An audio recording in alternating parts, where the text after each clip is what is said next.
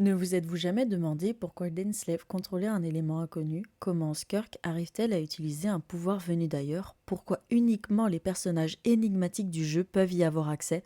Aujourd'hui, nous allons parler de la théorie du huitième élément sur Genshin Impact. Vous n'êtes pas sans savoir qu'aujourd'hui, 7 visions, c'est-à-dire 7 éléments, sont disponibles dans le jeu. Tel un prisme, les couleurs correspondent aux éléments qui sont disponibles, à savoir Pyro, Géo, Dendro, Cryo, Anémo, Hydro et Électro.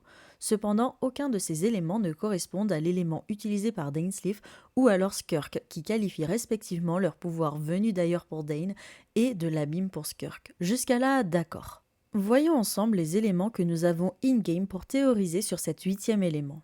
Bon, je ne vais pas me répéter, mais le premier argument important est le pouvoir de Skirk et de Dain. Mais bref, passons, il y a encore plus intéressant. Dans la théorie des échecs, j'ai fait mention d'un huitième élément. En bref, chaque archon sont liés à une pièce d'échec, cependant une place reste vide, liée potentiellement à un prochain élément. Ensuite, lors de la sortie du TCG, le jeu de cartes, les dés utilisent un élément supplémentaire, sûrement en lien avec ce huitième élément. De plus, lors de notre voyage à Enconomia, nous avons dû retrouver des sceaux semblables à ceux des différentes régions, mais cette fois-ci pour le royaume de la lumière. Et si ce futur élément serait la lumière en lien avec le prisme? En effet, c'est grâce à la lumière blanche qu'on dépose sur un prisme que découlent toutes les autres couleurs. Toujours à Enconomia, nous pouvons changer le temps en choisissant la lumière ou la nuit pour débloquer les coffres lors de nos explorations. Bon, Enconomia est très mystérieux, mais vous vous dites sûrement que ce n'est pas suffisant, et je suis totalement d'accord. J'ai donc continué à chercher des indices, et voilà ce que j'ai trouvé. Nous savons que le monde de Teyvat est bradé d'illusions. Les illusions d'optique se jouent généralement avec des jeux de lumière. Vous n'êtes toujours pas convaincu? On nous explique aussi que le ciel est faux. Cela signifie que le soleil, le temps qui nous entoure, cherche à nous tromper grâce à cet élément de lumière. Enfin, un autre argument est lié au nom des jumeaux. Prenons Lumine. Lumine est un élément qui mesure la luminosité ou alors le flux lumineux d'une ampoule ou d'un luminaire par exemple. De plus, son nom en japonais est Otaru, ce qui signifie luciole. Pour rappel, une luciole est capable de s'illuminer dans la nuit. Bon, et notre jumeau maintenant? Aether, dans la mythologie, était le fils d'un dieu Ereb, dieu des ténèbres, et de Nyx, la déesse de la nuit. Nous pouvons voir qu'ici nous passons à quelque chose de beaucoup plus sombre. Dans Genshin, nous savons qu'il y a souvent des dualités qui sont faites. Teyvat est sous forme de dôme avec deux zones importantes, il y a le combat Célestia versus les hommes, et ainsi de suite.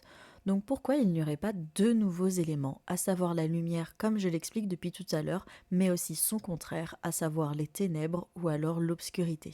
Le fait de théoriser sur les ténèbres n'est pas quelque chose sorti de nulle part. En effet, de nombreux gachas utilisent cette mécanique. De plus, cette énergie est présente dans Genshin Impact à travers Xiao qui combat cette énergie au quotidien, ou alors Scaramouche lors de son apparition à Inazuma qui nous en imprègne. De plus, lors de l'ère de Kenria, nous apprenons dans les livres de Périnérie et Coutumes des Brutocolinus que deux dynasties ont gouverné, celle de la lune pourpre et celle de l'éclipse. Aujourd'hui, les traductions ont changé pour les éclipseurs. L'éclipse est la lune qui passe devant le soleil, donc un mélange d'ombre et de lumière. De plus, le symbole qu'on retrouve dans les camps des Brutocolinus est un soleil sombre.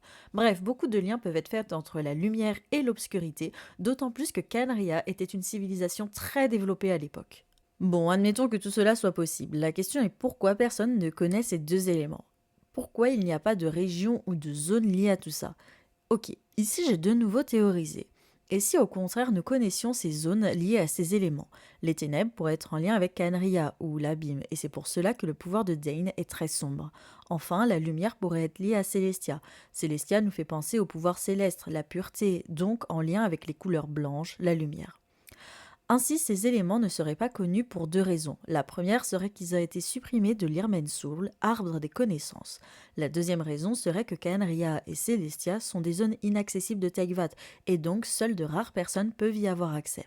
Nous pouvons supposer que si la tsarine récupère tous les gnosis, ou si le voyageur entre en résonance avec tous les éléments, nous pourrons accéder à ce nouveau pouvoir, la lumière. Bon, pour finir cette vidéo, je voulais juste parler d'un détail du trailer de Harlequino. Vous vous dites sûrement qu'il n'y a aucun lien avec le huitième élément, mais attendez. Dans ce trailer, nous apprenons que Harlequino est liée à une malédiction. Lorsqu'elle va combattre l'ancienne exécutrice Fatui, nous ne voyons pas de vision pyro alors qu'elle utilise cet élément. Et si elle tenait son pouvoir de cette malédiction? Peut-être que Dain et Skirk tiennent eux aussi leur pouvoir d'une malédiction quelconque, et donc la plupart des arguments que j'ai énoncés dans cette vidéo seraient réduits à néant. Toutes les théories sont bienvenues en commentaire. N'hésitez pas à me dire ce que vous en pensez, et si le lore de Genshin vous intéresse, n'hésitez pas à me suivre sur Twitch, TikTok ou encore YouTube. On se retrouve très bientôt pour une prochaine vidéo.